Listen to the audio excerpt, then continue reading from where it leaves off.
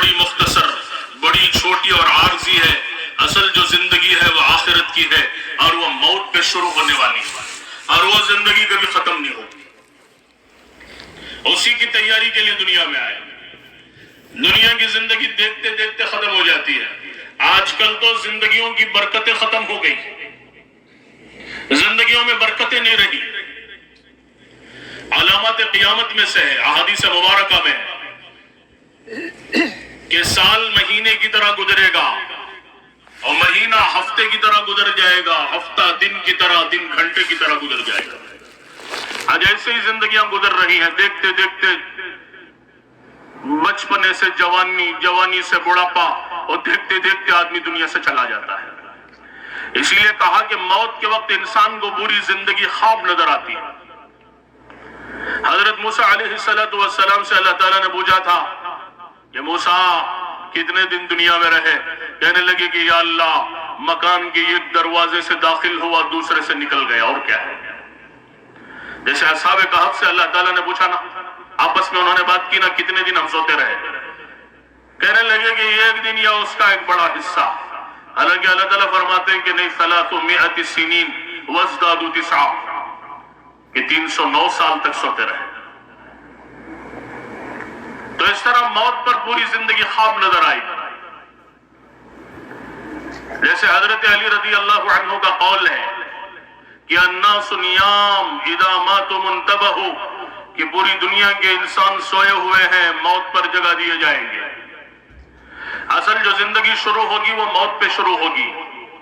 اسی کی تیاری کے لیے اللہ رب العزت نے ہمیں دنیا میں بھیجا ہے، اور دنیا میں کامیاب کرنے کے لیے اللہ نے دین دیا ہے کہ دین ہی کامیابیوں کا راستہ ہے، تمام عزتوں کا راستہ ہے، چین و سکون کا راستہ ہے، برکتوں کا راستہ ہے، قبولیت کا راستہ ہے. سب کچھ یہی سے ملے گا. آج پوری دنیا خاص طور سے 4 چیزوں کی متلاشی ہے. دنیا چاہتی ہے کہ مجھے چین و سکون ملے اور عزت ملے، راحت ملے، اور میری دعائیں قبول ہو جائیں، جو میں چاہوں وہ پورا ہو جائے، اور پھر اللہ رب العزت برکت والی کشادہ روزی اللہ دے. تو اللہ رب العزت نے یہ سب دین ہی میں رکھا ہے. چین و سکون چاہیے تو اللہ کے دین کی طرف آؤ. دین نہ ہونے کی وجہ سے آج پوری دنیا پریشان ہے. اللہ تعالیٰ فرماتے ہیں کہ من اعرض عن ذکری فإن له معیشة ضنکا، کہ جو ہمارے ذکر سے اعراض کریں گے ہم اس کی زندگی کو، معیشت کو تنگ کر دیں گے. وَنَحْشُرُهُ يَوْمَ الْقِيَامَةِ أَعْمَى، اور کل حشر کے میدان میں ہم اسے اندھا بنا کے کھڑا کریں گے. زندگی تنگ ہو جائے گی، چاہے پوری دنیا کا بادشاہ ہو لیکن سکون نہیں ہوگا. جرمنی ایک جماعت کام کر کے آ کے سنا رہی تھی کارگزاری کہ ترقی کے اعتبار سے ماشاءاللہ آسمان کو ان کی ترقیاں چھو رہی ہیں، لیکن زندگیوں کے اندر دین نہ ہونے کی وجہ سے خودکشی کے کمرے بنے ہوئے ہیں. حکومت کی طرف سے لوگ کیوں میں کھڑ کے جا رہے ہیں، اپوائنٹمنٹ لینا پڑ رہا ہے. کہتے ہیں ہفتہ 15 دن کا، 2 ہفتوں کا اپوائنٹمنٹ مل رہا ہے. کیوں؟ زندگیاں تنگ ہو گئی. ایک دفعہ ہم شہر میں وقت لگا رہے تھے، ایک ڈاکٹر صاحب سے ملاقات ہوئی. ڈاکٹر صاحب ملتے کہنے لگے کہ میں اتنا بیزی ہوں کہ میرے پاس ملنے کے لیے اپوائنٹمنٹ لینا پڑتا ہے. میں ڈاکٹر بھی ہوں اور پھر اسی کے ساتھ بڑا تاجر بھی ہوں، اتنی دولت میرے پاس ہے، اتنے ایکڑ زمینیں ہیں. وہ کہنے لگے کہ کم از کم 1000 کروڑ کا آدمی ہے.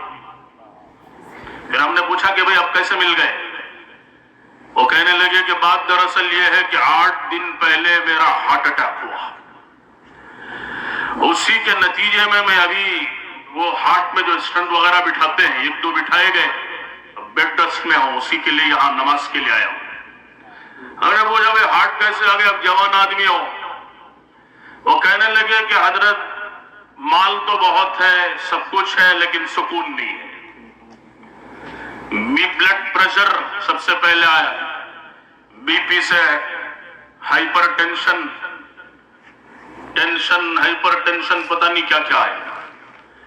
وہ کہنے لگے کہ میرا حال یہ تھا، میرا حال ابھی بھی یہ ہے کہ میں نیند کی گولیوں کی پوری 1 پتی کھاتا ہوں تو 4 گھنٹے بڑی مشکل سے سوتا ہوں. وہ کہنے لگے کہ وہ گولی کا نام بھی انہوں نے بتایا کہ عام طور پہ میڈیکل میں مانگو تو میڈیکل والے دیتے نہیں ڈاکٹر کی پرچی کے بغیر. وہ کہتے ہیں چونکہ میں ڈاکٹر ہوں میرے پاس وہ رہتی ہے. تو کہنے لگے کہ 1-2 گولیاں اثر نہیں کرتی, پوری 10 گولیاں کھاتا ہوں تو 4 گھنٹے سوتا ہوں, اور 4 گھنٹے سونے کے نتیجے میں جب نیند پوری نہیں ہوتی تو کبھی بیوی سے جھگڑا, کبھی بچوں سے جھگڑا, کبھی خادموں سے جھگڑا, اور ڈپریشن, ہائپر ٹینشن, یہ ساری چیزیں میرے ساتھ, یہاں تک کہ ہارٹ اٹیک بھی ہوا ہے. تو ہم نے کہا کہ بھئی ہماری جماعت ہے, شام تک ہمارے ساتھ رہو. تو چونکہ وہ جماعت میں ان کے رشتہ دار بھی تھے, ان کی بات پہ رہ گئے. تو ان کو تعلیم میں بٹھایا, بیانات میں بٹھایا, گشت میں بھی لے کے گئے, رات میں 10-11 تک ساتھ رہے, 2 وقت کھانا بھی کھایا. تو رات میں اجازت لے کے گئے. اگلے دن دوپہر کے بعد انہوں نے فون کیا, اور فون کر کے کہنے لگے کہ آپ لوگوں نے پتہ نہیں کیا پڑھ کے کل پھونک دیا. رات میں گھر پہنچا کھانا کھا کے, بیوی آئی پانی لے کر, گولیوں کی 10 گولیوں کی پتی لے کر. تو میں اس سے بات کرنے لگا, بات کرتے کرتے صوفے پر ہی لیٹ گیا, اور ایسی گہری نیند مجھے آئی, 8-10 گھنٹوں تک میں سوتا رہا گولیوں کے کھائے بغیر ہی. مجھے بھی تعجب ہے, میری بیوی کو بھی بڑا تعجب ہے کہ پتہ نہیں آپ لوگوں نے کیا دم کیا, کیا پڑھ کے پھونکا. ہم نے کہا کہ کچھ دم نہیں کیا. دراصل بات یہ ہے کہ انسان 2 چیزوں کے مجموعے کا نام ہے. ایک انسان کا جسم ہے, دوسرا اس کی روح ہے. جسم کی غذا تو زمین سے, چونکہ انسان مٹی سے بنا ہے, اس کی غذا بھی مٹی سے مل جاتی ہے. جتنا راشن ہے اور جتنا اناج ہے, پھل پھلاریاں ہیں, دال و چاول ہیں, سب جسم کی غذا ہے. لیکن دوسرا جسم کا مجموعہ روح کے ساتھ ہے. روح کی غذا وہ آسمانوں سے, اس کا تعلق آسمانوں سے, اوپر سے آئی ہے روح. اور اس کی غذا کیا ہے؟ وہ اللہ کا ذکر ہے, اللہ کے کلام کی تلاوت ہے, اللہ کے تذکرے مذاکرے ہیں, اور دین کی باتیں ہیں, اور نماز ہے, اور دین ہے. یہ اس کی غذا ہے. گناہوں کے ذریعے سے اس روح کو ہم نے اتنا گندا کر دیا, اتنی بدبودار بنا دیا, اور ایسا اسے کمزور کر دیا کہ جس کی وجہ سے پریشانی ہے. اس کی غذا کیا ہے؟ وہ اللہ کا دین ہے. اس کی غذا کی ہم نے فکر نہیں کی. تو صبح سے شام جو آپ یہاں رہے, روح کو غذا ملی اور اسے سکون ملا تو وہ سو گئی. تو میں عرض کر رہا تھا کہ چین و سکون وہ اللہ کے ذکر میں. الا بذکر اللہ تطمئن القلوب. عزتیں چاہتے ہو تو بھی اللہ کی طرف آنا پڑے گا. دنیا عزت کی متلاشی ہے. اللہ تعالیٰ فرماتے ہیں کہ ان الذین آمنوا وعملوا الصالحات سیجعل لهم الرحمن ودا, کہ ایمان و اعمال صالحہ پر اللہ رب العزت تمہیں محبوبیت عطا فرمائیں گے, مقبولیت عطا فرمائیں گے, لوگوں کے دلوں میں تمہاری محبت ڈال دیں گے. وَلِلَّهِ الْعِزَّةُ وَلِرَسُولِهِ وَلِلْمُؤْمِنِينَ وَلَكِنَّ الْمُنَافِقِينَ لَا يَفْقَهُونَ. اس کی تشریح میں, اس کی تفسیر میں ایک مفسر صاحب نے لکھا ہے کہ عزت اللہ کے خزانوں سے نکلتی ہے اور حضرت محمد صلی اللہ علیہ وسلم کے راستے سے چلتی ہے, اور ایمان والوں کو, دینداروں کو اللہ تعالیٰ دیتے ہیں. یہ عزتیں بھی اللہ کی طرف سے ملیں گی. کہ حضرات صحابہ نے دین کو اپنی زندگیوں کا مقصد بنایا تو اللہ نے عزت کی بلندیوں پہ پہنچا دیا.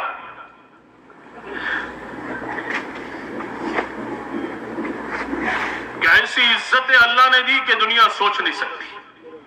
عزت کی بلندیوں پہ اللہ نے پہنچایا. کہاں گرے پڑے تھے, اللہ نے کہاں سے کہاں پہنچایا. اسی لیے حضرت عمر رضی اللہ عنہ آخر زمانے میں روتے تھے. ایک زمانہ تو وہ تھا کہ مجھے اونٹوں کو, بکریوں کو چرانا نہیں آتا تھا, گم کر دیتا تھا, گھر جاتا تو پٹائی ہوتی تھی. میرا باپ خطاب میری پٹائی کرتا اور کہتا کہ عمر تجھے بکریوں کو چرانا نہیں آتا, دنیا میں زندگی کیسے گزارے گا. لیکن آج حال میرا یہ ہے کہ پورے روئے زمین پر سوائے اللہ کے کوئی میرے اوپر حاکم نہیں, اور کسی کی میرے اوپر نہیں چل سکتی اللہ کے سوا. اور پوری دنیا کو اللہ نے ان کے ہاتھوں سنبھلوایا, اور جن کے ہاتھوں 22 لاکھ مربع میل زمین میں ایمان زندہ ہوا, اسلام زندہ ہوا. اور جنہوں نے اللہ کے پرچم کو پوری دنیا میں لہرایا, ایمان کے فضاؤں کو دنیا میں قائم کیا, امن و امان کی فضائیں دنیا میں قائم ہوئی ان کے زمانے میں. کہ کیسا امن تھا اور کیسی سلامتی دنیا میں تھی. کہ جیسے اللہ کے رسول صلی اللہ علیہ وسلم کی یہ دوسری پیشین گوئی انہی کے زمانے میں پوری ہوئی. آپ نے حضرت عدی سے فرمایا تھا کہ یمن سے حرا سے ایک عورت چل کے مکہ مکرمہ آئے گی, بیت اللہ کا طواف کرے گی, کوئی اس کی عزت پہ ہاتھ ڈالنے والا نہیں ہوگا. تو چنانچہ وہ حضرت عمر رضی اللہ عنہ کا زمانہ ہے, انہوں نے کارگزاری پوچھی اس عورت سے کہ تم نے ہمارے راستوں کو کیسے پایا؟ تو کہنے لگی کہ راستہ ایسے پورا من ہے, جب ایک گاؤں سے دوسرے گاؤں میں جب میں جاتی تو یوں محسوس ہوتا کہ میرے ایک گھر سے دوسرے گھر میں جا رہی ہوں. بڑی عمر کا ہوتا تو باپ کی طرح سلوک ہوتا, ہم عمر ہوتا تو بھائی کی طرح سلوک ہوتا. ہر ایک کی نگاہیں نیچے جھکی ہوئی ہیں, ہر ایک کی نگاہوں میں حیا ہے. اسی لیے اللہ کے رسول صلی اللہ علیہ وسلم نے حضرت زماد رضی اللہ عنہ سے فرمایا تھا کہ اے زماد, جب ایمان دلوں میں آتا ہے تو دنیا کی راہوں میں امن آتا ہے, پوری دنیا امن کا گہوارہ بنے گی. آج پوری دنیا میں امن کی باتیں ہیں, ایمان کے بغیر اللہ کی قسم دنیا میں امن نہیں آ سکتا. امن جو آئے گا وہ ایمان سے آئے گا. یہ ایمان جب دلوں میں آتا ہے تو پھر امن دنیا میں آئے گا. گھر کی چار دیواری میں رہنے والی بچی بھی کہے گی کہ نہیں اللہ دیکھ رہا ہے. ماں نے بچی سے کیا کہا تھا کہ بچی دودھ میں پانی ملا دے, کہا کہ نہیں حضرت عمر کا حکم ہے, منع کیا ہے. کہا کہ عمر تھوڑی دیکھ رہے ہیں, یہاں امتحاناً بچی سے کہا. تو اس بچی نے کیا کہا, عمر دیکھے نہ دیکھے, میرا آپ کا اور پوری دنیا کا بادشاہ اللہ تو دیکھ رہا ہے. انسانوں کی آنکھوں میں دھول جھونک سکتے ہیں لیکن خدا کی آنکھوں میں کیا جھونکیں گے, وہ تو دیکھ رہا ہے. اس کو غافل نہ سمجھو, وَلَا تَحْسَبَنَّ اللَّهَ غَافِلًا, ہرگز اسے غافل نہ سمجھو, سب اسے پتا ہے, وہ ساری چیزوں کو جانتا ہے. وہ کون ہے کہ اللہم لا تراہ العیون, آنکھیں اسے دیکھ نہیں سکتی. ولا تخالطہ الظنون, گمان اس تک نہیں پہنچ سکتا. ولا یصفہ الواصفون, کسی بیان کرنے والے نے آج تک اس کی تعریف کا حق نہیں ادا کیا. ولا تغیرہ الحوادث, زمانے کے حوادثات اس کی ذات میں کوئی تغیر و تبدل نہیں پیدا کر سکتے. ولا یخشى الدوائر, اور زمانے کے گردشات سے وہ ڈرتا نہیں. یعلم مثاقیل الجبال, جو پہاڑوں کے وزن کو جانتا ہے. ومکائل البحار, جو سمندروں کی پیمائش کو جانتا ہے. وعدد قطر الامطار, بارش کے قطروں کو جو جانتا ہے. وعدد ورق الاشجار, پوری دنیا کے جنگلوں کے درختوں کو اور درختوں کے پتوں کو. وما تسقط من ورقۃ الا يعلمها, کہ روئے زمین پر کوئی پتا ٹوٹ کے گرتا ہے اس کو بھی اللہ جانتا ہے. ولا تواری منہ سماء سماء, ایک آسمان کو دیکھتے ہوئے بقیہ 6 آسمانوں سے غافل نہیں ہوتا. ایک آسمان بقیہ 6 کو اللہ سے نہیں چھپا سکتے. ولا ارض ارضا, زمین کے اوپر کے حصے کو دیکھ کر بقیہ 6 زمینوں سے اور تحت الثری سے غافل نہیں ہوتا. تو اللہ کی شان ہے وہ. ولا جبل ما فی وعرہ ولا بحر ما فی قعرہ, پہاڑ کے اوپر کا حصہ اس کے غاروں کو اللہ سے نہیں چھپا سکتے, اور سمندر کے اوپر کا حصہ اس کی تہ کو اللہ سے نہیں چھپا سکتا. جیسے سمندر کے اوپر اس کی نگاہیں ہیں, 30-40 ہزار فٹ گہرا سمندر, اس میں چلنے والے چھوٹی مچھلی کے بچے کو بھی وہ جانتا ہے اور اسے بھی وہاں روزی پہنچاتا ہے. تو بڑی شان والا, وہ بڑی قدرت والا. یہ دھیان و استحضار جب پیدا ہوتا ہے تو دنیا کی راہوں میں امن پیدا ہوتا ہے. اسی لیے جنگل میں رہنے والا تنہا چرواہا بھی کہہ رہا ہے حضرت عبداللہ ابن عمر رضی اللہ عنہ سے کہ میں دھوکہ نہیں دے سکتا, اپنے مالک کو کہوں گا بھیڑیا کھا گیا اور تمہارے ہاتھوں بکری فروخت کر دوں, اور مالک یقین بھی کر لے, تب بھی فَأَيْنَ اللَّهُ, اللہ کہاں چلا جائے گا, اللہ کو جواب دینا پڑے گا نا. تو فرمایا کہ یہ ایمان ہے, یہ اللہ نے امن سے ایمان سے بھر دیا دنیا.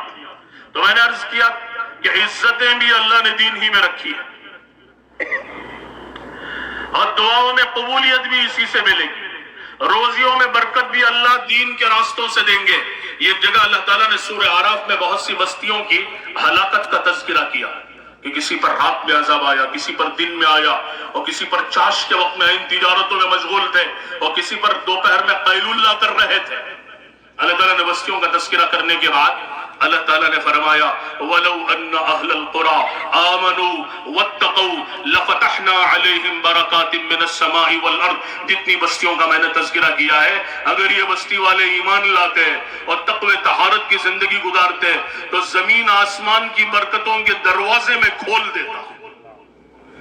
زمینوں سے بھی برکتیں اگلتی، آسمان سے بھی برکتیں نازل ہوتی.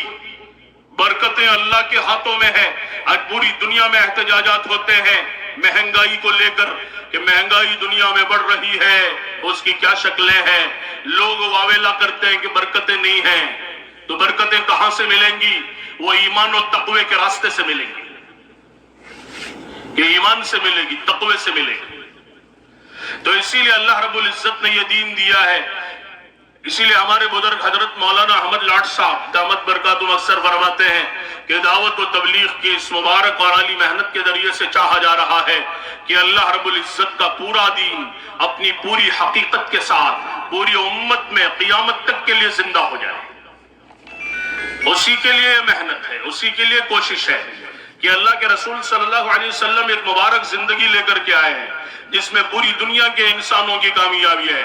اسی لیے آپ فرماتے تھے کہ یا ابا سفیان جئتکم بکرامت الدنیا والآخرہ، اور کبھی کہتے جئتکم بکرامت الدنیا جئتکم بخیر الدنیا وکرامت الآخرہ، کہ میں دنیا کی تمام تر بھلائیوں کو لے کر اور آخرت کی تمام تر عزتوں کو لے کر آیا ہوں. ایک موقع پہ مشرکین کے مجمع میں آپ نے فرمایا کہ کیا میں تمہیں یہ ایسا کلمہ نہ بتاؤں اگر تم اس کو پڑھ لو گے تو پورا عرب تمہارا مطیع و فرما بردار بن جائے گا اور پورا عجم تمہارا غلام بن جائے گا. ابو جہل اٹھ کے کہنے لگا بھتیجے ایک نہیں 10 کلمے پڑھاؤ، ہم پڑھنے کے لیے تیار ہیں. تو آپ نے فرمایا کہ قل اشہد ان لا الہ الا اللہ واشہد ان محمد رسول اللہ.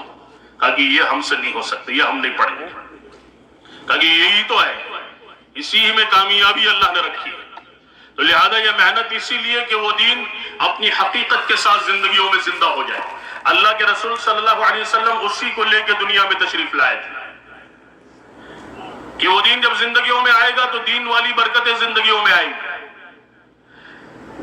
کہ ہمارے گھر صحابہ کے گھروں کی طرح بن جائے، کہ ہمارے بازار صحابہ کے بازاروں کی طرح بن جائے. کہ ان کے بازار کیسے تھے؟ سوق المسلمین کا مسلح کا مسلحم کا مسلح المسلمین کا مسلح المسلین، جو بھی ہو، کہ مسلمانوں کے بازار کیسے تھے؟ بالکل مسجدوں کی طرح سے تھے. جیسے مسجد میں کوئی جھوٹ نہیں بولتا، کوئی دھوکہ نہیں دیتا، کوئی غبن نہیں کرتا، اور کوئی ڈنڈی نہیں مارتا، اور کوئی رشوت نہیں لیتا، تو اس طرح ان کے بازار ان تمام چیزوں سے پاک و صاف تھے. عبداللہ ابن مسعود رضی اللہ عنہ فرمایا کرتے ہیں ایک دفعہ میں مدینے کے بازار میں بیٹھا ہوا تھا، میں نے اپنی آنکھوں سے دیکھا کہ اذان کی آواز کانوں میں پڑی کہ سب کے سب تجارتوں میں لگے ہوئے ہیں.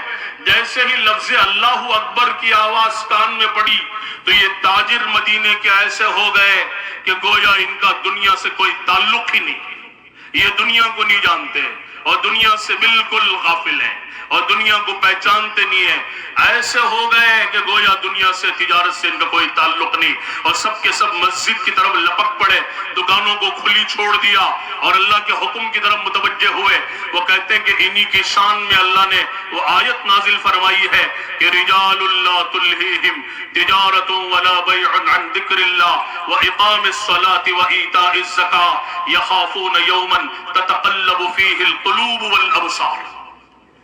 اللہ تعالیٰ نے فرمایا کہ رجال یہ ایسے جوامرد ہیں، یہ ایسی شان والے ہیں، لا تلہیہم تجارت ولا بیع عن ذکر اللہ، کہ جن کو ان کی تجارتیں، ان کی خرید و فروخت اللہ کے ذکر سے غافل نہیں کرتی. تجارت کی بڑی بڑی منڈیوں میں بھی ہو تب بھی ان کی تجارتیں اللہ کی یاد سے اور اللہ کی نماز سے اور اللہ کے دین کے خروج سے اور اللہ کے دین کی نقل و حرکت سے نہیں روک سکتا. دین کے تقاضے آئے تو دنیا کو پھینکا اور نکل گئے اللہ کے بھروسے. اللہ کے حکم کا وقت آیا تو دنیا کو چھوڑا اور نکلے حکم کو پورا کرنے.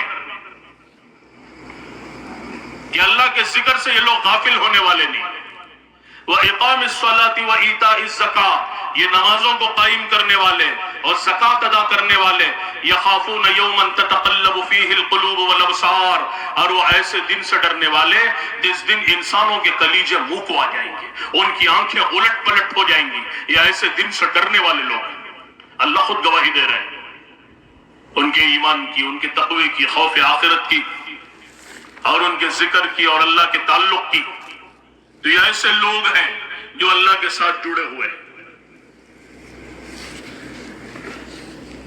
تو یہ ماحول محنت کر کے بنایا تھا. ایک دفعہ آپ بازار میں تشریف لائے، دیکھا تو یہ اناج کا ڈھیر ہے، اوپر سوکھا ہے، اندر کچا ہے، گیلا ہے. تو آپ نے اپنا ہاتھ اس میں داخل کیا، دیکھا تو اندر گیلا ہے. اب گیلا اناج تول میں زیادہ آئے گا نا، اب یہ دھوکا ہے. تو آپ بڑے ناراض ہوئے. آپ نے فرمایا کہ من غش فلیس منا، جو دھوکا دے وہ ہم میں سے نہیں. آپ نے ایک روایت میں فرمایا کہ میرا امتی ہر گناہ کر سکتا ہے لیکن جھوٹ نہیں بول سکتا، دھوکا نہیں دے سکتا. جھوٹ اور ایمان ایک جگہ نہیں جمع ہو سکتا. حدیث پاک میں آتا ہے کہ جب آدمی جھوٹ بولتا ہے تو اس کے منہ سے ایسی بدبو نکلتی ہے جس کی وجہ سے فرشتہ 1 میل دور تک بھاگ جاتا ہے. لیکن آج اسے ہنرمندی سمجھ لیا گیا ہے، دھوکا دینے کو، کہ دھوکا دینے کو ہنر سمجھ لیا. حالانکہ یہ دھوکا، آپ نے فرمایا کہ جو دھوکا دے وہ ہم میں سے نہیں. یہ ایک پاکیزہ زندگی آپ نے سمجھائی کہ تجارت کے اصول بیان کیے. جیسے ماشاءاللہ صبح سے مجلسیں ہماری ہوئی، اس مجلسوں میں بھی سمجھایا گیا کہ مسلمان کا ہر عمل دین ہے. ہم کیا سمجھتے ہیں صرف نماز پڑھنا دین ہے، بقیہ سب دنیا ہے. نہیں نہیں نہیں، مسلمان کے 24 گھنٹے کا ہر عمل دنیا ہے. ہماری تجارت بھی، یعنی 24 گھنٹے کی زندگی دین ہے. ہماری تجارت بھی دین ہے، ملازمت بھی دین ہے، حکومت بھی دین ہے، خلوت بھی دین ہے، جلوت بھی دین ہے، سونا بھی دین ہے، کھانا بھی دین ہے، اور شادیاں بھی دین ہے. سب کچھ دین ہے. بس اس میں شرط یہ ہے کہ اس میں اللہ کا حکم زندہ ہو جائے اور نبی کی مبارک زندگی زندہ ہو جائے. آپ نے فرمایا کہ تجارت میں 2 باتوں کو شامل کر لو کہ التاجر الصدوق الامین مع النبیین والصدیقین والشہداء والصالحین، کہ تجارت کرو، دنیا چاہے جتنی چاہے حاصل کر لو اور پوری دنیا میں امپورٹ اور ایکسپورٹ کی تجارت کو پھیلا دو، لیکن 2 اصولوں کے ساتھ. ایک سچائی کے ساتھ اور دوسرا امانت داری کے ساتھ. آپ نے کیا فرمایا کہ التاجر الصدوق الامین مع النبیین والصدیقین والشہداء والصالحین، کہ سچا امانت دار تاجر کل نبیوں کے ساتھ اس کا حشر ہوگا، صدیقین کے ساتھ ہوگا، شہیدوں کے ساتھ ہوگا، بڑے بڑے اولیاء، اقطاب، اغواس، ان کے ساتھ اس کا حشر ہوگا. عبد الرحمن بن عوف رضی اللہ عنہ کتنے بڑے تاجر ہیں، تاجر الرحمن ہیں، اس کے باوجود عشرہ مبشرہ میں سے. لمبا تفصیل قصہ ہے، بہرحال تفصیل میں نہیں جانا. تو اللہ تعالیٰ نے ان کی تجارت میں ہے لیکن اس کے باوجود عشرہ مبشرہ میں. یہ اللہ جن سے راضی ہے اور جن کا جنتی ہونا یقینی ہے، اس لیے کہ مال ان کو اللہ کے حکم سے نہیں روکتا تھا، کہ تجارتوں میں ہے لیکن دل کا تعلق اللہ کی ذات سے ہے. ان کی تجارتوں کا مقصد پلنا نہیں ہے، ان کی تجارتوں کا مقصد اللہ کے دین کو زندہ کرنا ہے، اللہ کے احکامات کو زندہ کرنا ہے. وہ اپنی تجارتوں میں لگے ہوئے ہیں لیکن ان کے دل اللہ کے ساتھ جڑے ہوئے ہیں. جیسا قصہ مشہور ہے نا، یہ بزرگ صاحب کشف ایک دفعہ فرماتے ہیں کہ میں آیا، میں نے دیکھا کہ ایک آدمی کو کعبۃ اللہ کا غلاف پکڑ کر زاروں قطار رو رہا ہے. سب لوگوں کی نگاہیں اس پہ ہیں اور سب کہہ رہے ہیں کتنا بڑا اللہ والا ہے، وہ کعبے سے چمٹ کے کیا رو رہا ہے. تو بزرگ فرماتے ہیں کہ میں نے اس کے دل کی طرف توجہ کی اور نظر ڈالی تو میں نے دیکھا کہ اس کا دل دنیا کی محبتوں سے بھرا پڑا ہے اور وہاں بھی دنیا ہی مانگ رہا ہے. پھر آگے بڑھے، دیکھا بازار میں ایک نوجوان کو حسین و جمیل تجارت میں ہے اور تجارت میں ایسا مشغول ہے، گاہکوں میں لوگ یہ سمجھے کہ کتنا بڑا دنیا دار ہے اور دنیا میں ڈوبا ہوا ہے. لیکن جب انہوں نے اس کے دل کی طرف توجہ کی تو اس کا دل 1 سیکنڈ کے لیے بھی اللہ سے غافل نہیں ہے. وہ ظاہر میں تجارت میں ہے لیکن دل اللہ کے ساتھ جڑا ہوا ہے.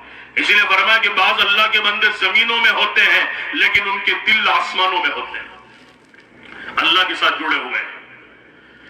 تو ان کی تجارتیں کیا تھی؟ اس تجارتوں کے ذریعے اللہ کے احکامات کو زندہ کرتے تھے، نبی کی سنتوں کو زندہ کرتے تھے. ان کی تجارتوں سے اسلام زندہ ہوتا تھا. چائنا میں اسلام تاجروں کے ذریعے سے ہی زندہ ہوا ہے۔ انڈونیشیا سب سے بڑا اسلامی